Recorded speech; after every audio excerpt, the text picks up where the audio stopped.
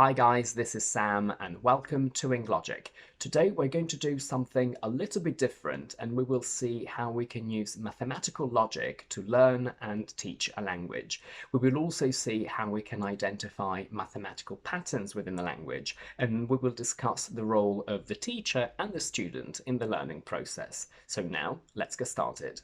I see languages, and more specifically grammar, as an expression of pure and simple maths that has very clear and logical rules that we can use to our advantage to speak better, but also to understand better what we read or what is said to us. And this opens up a whole debate as to what the role of the teacher is. Feel absolutely free to disagree with me, but apart from teaching vocabulary, I think that my role as a teacher is to show you and explain to you the mathematical rules and thought processes behind English, which are different from other languages. But once I've done that, I don't think there's actually much more that I can do to help you improve.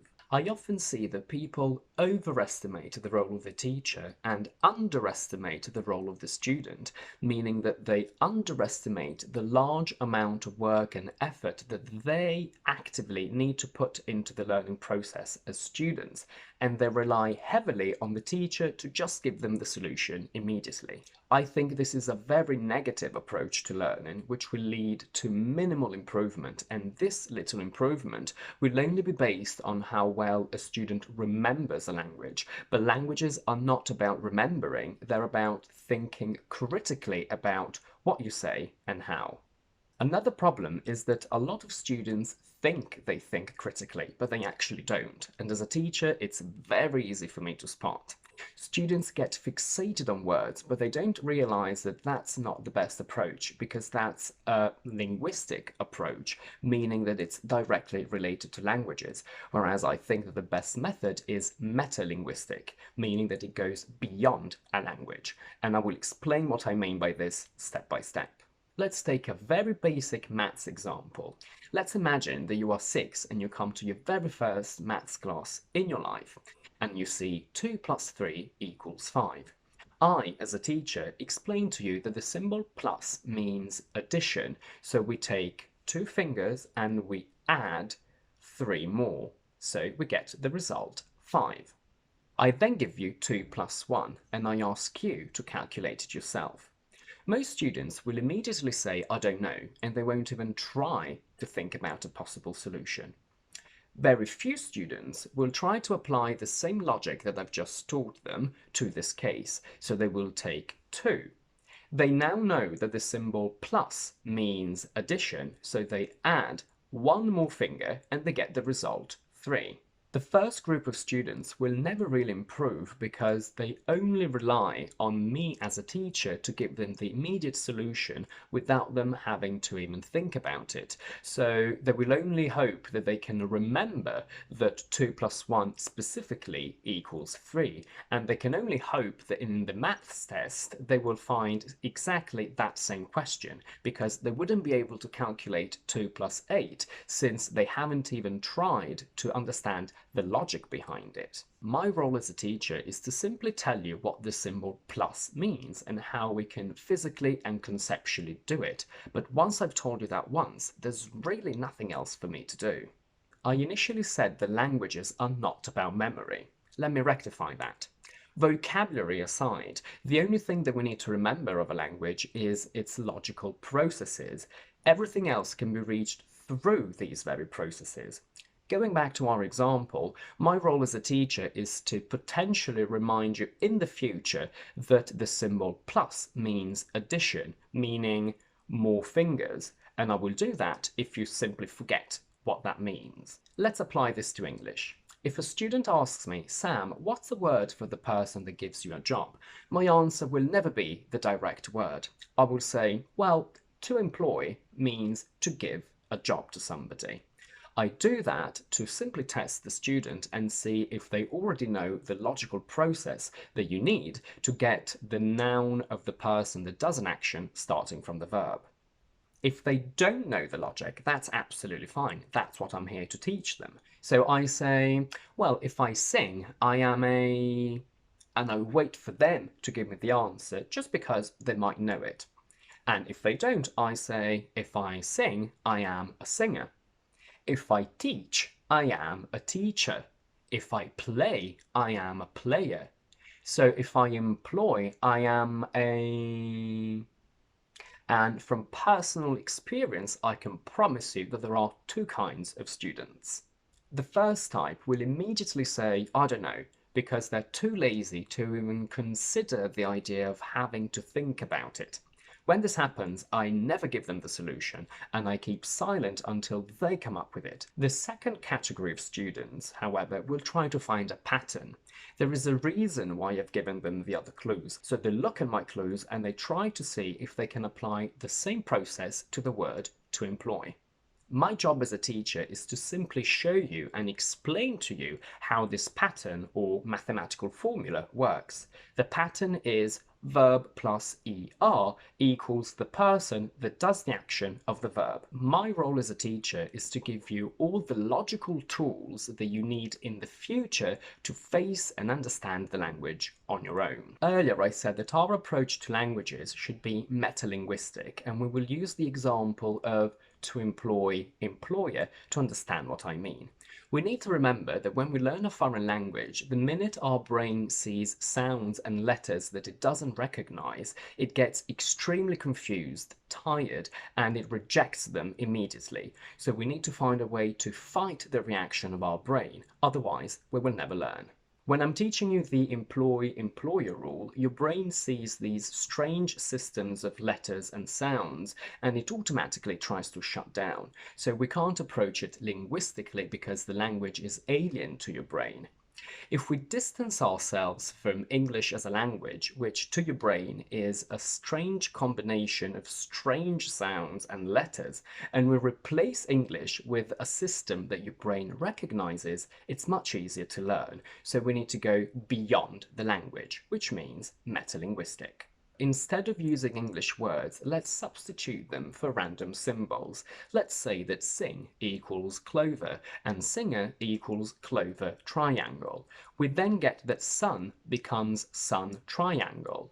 Heart becomes heart triangle. So what will happen to smiley face? Smiley face will become smiley face triangle. If we use this method, which is metalinguistic, we can very easily find the mathematical and logical pattern, which is that the person that does the action of the verb is created with the initial symbol, which is the verb, plus triangle.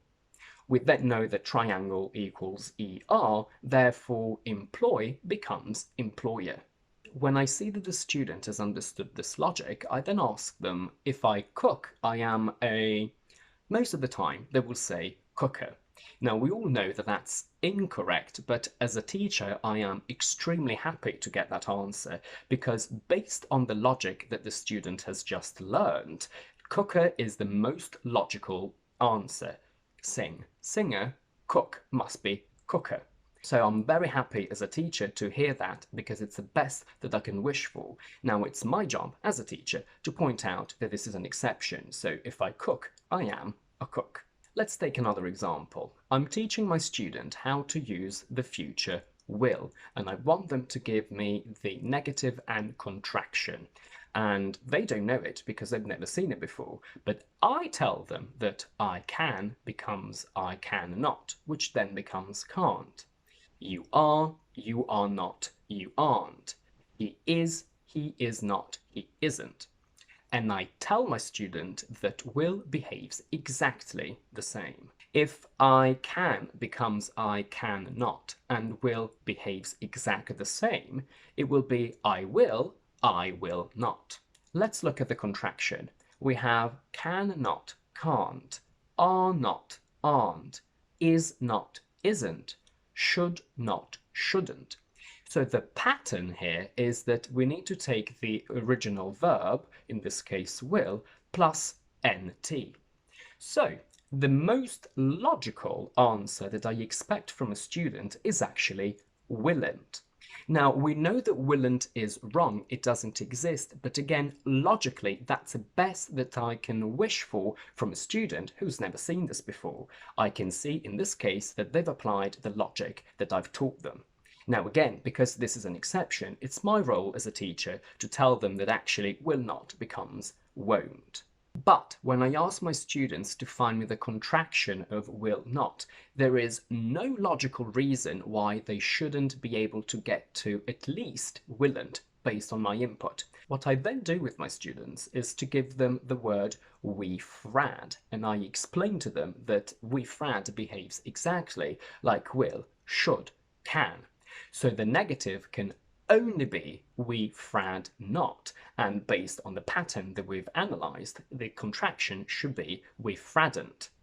Now, we all know that frad doesn't exist. This is just a test to see if my student has understood the logic, and if they give me these answers, I understand that they have. We're now going to move on to German and Italian, which you do not need to be able to speak. It's actually better if you don't know these languages, because that will mean that your approach to them will automatically be metalinguistic, and I will not translate any of these sentences because their meaning is irrelevant to the logical and mathematical approach that we need to adopt. If I tell you that arm becomes der arme Mann, schön, der schöne Mann, reich, der reiche Mann, there is no logical reason why you shouldn't be able to say that groß becomes der große Mann, because what I've shown you is that we attach an E to the original word. Now, you don't know what you're saying. I will not tell you what you're saying, but in a German exam, you will still be able to pass without even knowing what is going on. In Italian, we say il divano bello, la casa bella, il divano costoso, la casa costosa, il divano rosso, la casa rossa. So if I say il divano vecchio, the only logical solution is la casa vecchia, because I've shown you that with these words that you don't know what they are, we go from the letter O to the letter A. I know that what I'm telling you may sound very stupid and idiotic, but it's actually amazing in terms of your mental activity, because it stretches your cleverness and intelligence in the way you approach a language. You don't need to know much about a language. You just need to know a few rules that a teacher will teach you, and with those few rules you can sort of navigate the language more or less, so you can understand roughly what's going on. So far, we've only talked about things that you simply need to copy based on the input that I give you. Now, we will see how we can apply logical thinking to thought processes, and we will go back to English. I tell you that another way to express the idea that I would like you to be here now is now I wish you were here now. This might sound a little bit strange to some languages because we need to use the simple past you were to give the idea of now. So I wish now you were here now. But that's simply how English works. That's what I tell you as a teacher. The part that we need to apply logic to is when I ask you how we can express the concept that now I'm thinking about the fact that I would like you to have been here yesterday. So we don't have now anymore, we have now yesterday. The logical thinking that I would like my students to use is that if we use the simple past, I wish you were here, to express the fact that this is happening now, how can we express this in the past? Surely we need to find a tense that is further back in the past than the simple past, and the only tense that we have is the past perfect. So now I wish that yesterday you had been here. Logically, this is the only solution because we need to go back in the past and there is nothing else that we can use. We can't say, I wish you have been here, because technically have been, the present perfect, is more recent than were, the simple past.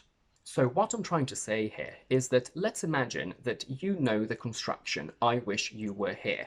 but you are at home writing an email where you really need to say that now you wish that yesterday your friend had been there.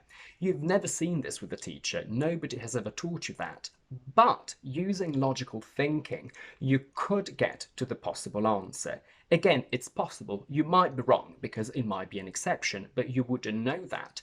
And based on the fact that you do know, that's the best that you can do. I speak German, and because I want to be surrounded by it as much as I can, since I don't really speak it normally, I've switched my phone to German, so everything on my phone is German. The first time I had to rename one of my videos on my phone, I panicked because I had to find the option rename in German, which I've never really learned as a word in my life as a student. So I started clicking everything that I could possibly find in the desperate attempt to find something that would resemble English, but obviously I didn't. But I eventually came across the word umbenennen. When I found this word, which I'd never really come across before, I applied all my notions and the logic that I have in German to try and figure out what it could mean.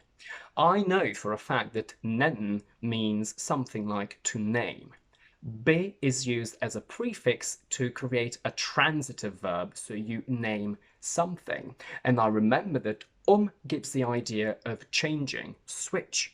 So that was what told me that umbenennen means rename, because I need to change the name of something. Again, I could have been miles away from the truth, because maybe umbenennen is an exception, but based on what I know in German, that's the best that I could do, and luckily it worked out. Now we're going to see how this logical approach is not always enough to understand exactly what's happening, but even if we can't use it to understand exactly what's going on, we can use it to understand what's not going on. So we can exclude things that we are sure are not being mentioned. The other day I was teaching an A1 level student, and he said, I start work at 6 a.m. My question was, until? And he started replying, oh, because I like the morning shift better. Now, why is this wrong? This is a beginner, so I don't necessarily expect him to know the word until, but because we did the word why together, which would imply an answer with because, the fact that I didn't say why should tell the student that surely I do not expect an answer starting with because. He may not have understood the word until because he doesn't know what it means, but certainly he knows that it doesn't mean why. So I'd rather have silence than an answer starting with because that tells me that at least the student is using logic. If I give you the sentence, he entices her, he is the subject and her is the object. So whatever entice means, it means that he does it to her. That's the best that you can do based on the little grammar and vocabulary that you know. And as a teacher, hearing from you that he is doing something to her is the best answer that I can hope for, because I understand that you understand what's happening based on the logical thinking that you've put into it. If I give the sentence, you sugarcoat every piece of information to a beginner, of course they will not know what's happening. But if I ask them, where is the verb, they should be able to understand where it is, even if they don't understand what it means. In English, generally, the verb comes straight after the subject, so the only possible solution to this question is sugarcoat. Of course, this is not always the case. I can say you always sugarcoat every piece of information, where always comes straight after the subject, but it's not the verb. But if you are a beginner and I ask you where the verb is, I expect you to say always, because that tells me that you're using the logic that you know to understand where the position of the verb is. Okay, that's it for today. I really hope this video has given you a different perspective on languages, and it has opened your eyes as to how much you as a student can actually achieve without needing a teacher. Again, you may not be able to understand everything correctly, but you could sort of understand more or less what's going on or at least what's not going on. If you like this video, please don't forget to give it a thumbs up and to subscribe to my channel down below. And do let me know in the comments what you think about this approach and if you have any questions about it. And in the meantime, I will see you next week with my next video.